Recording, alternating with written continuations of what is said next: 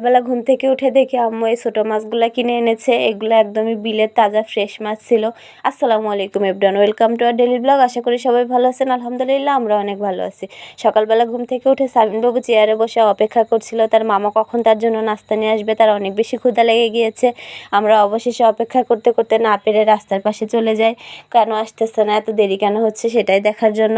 অবশেষে নাস্তা নিয়ে চলে আসছে। আজকে সকালবেলা আমরা ভাত খাবো না, পরোটা দিয়ে নাস্তা করবো, এই জন্য আমার ভাইকে পরোটা আনতে দিয়েছিলাম।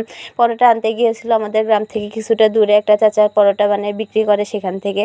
তো আমরা সবাই মিলে পরোটা দিয়ে নাস্তা সেরে নিলাম সকালে। এরপরে আম্মু মাছ কাটছিল, সকালে যে মাছটা কিনেছিল সেটাই। আমি আর সাবিনবাবু বসে বসে মাছ কাটা দেখলাম।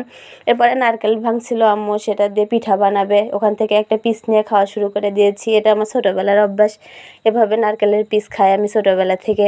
দুপুরবেলা অনেক বেশি গরম ছিল, আমাদের বাসার সামনে পুকুর আছে, ওখানে একটু ফাঁকা জায়গা ছিল, সেখানে দাঁড়িয়ে আখ খাচ্ছিলাম।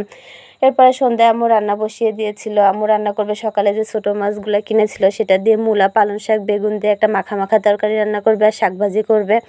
আর এখানে সামিনবাবুর জন্য পাঙ্গাস মাছ নিয়ে আসা হয়েছিল বাজার থেকে, ওকে ভেজে ভেজে খাওয়ানো হবে। এই জন্য ছোটো মানুষ, ওকে কাটা ছাড়া মাছ না দিলে তো কাঁটাওয়ালা মাছ দিলে গলায় আটকাবে, এই জন্য আমরা পাঙ্গাস মাছটাই ওকে খাওয়াই।